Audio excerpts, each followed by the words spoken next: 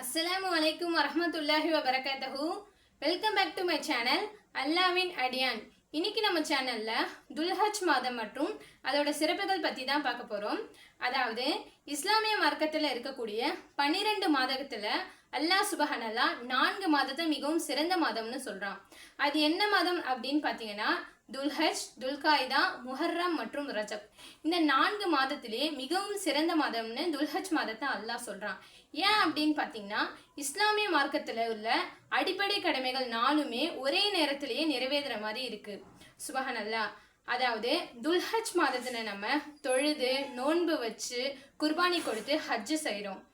இந்த துல்ஹஜ் மாதத்துல நம்மளுடைய அடிப்படை கடமைகள் 4மே ஒரே நேரத்திலே நிறைவேற்றுற மாதிரி இருக்கு. அல்ஹம்துலில்லாஹ்.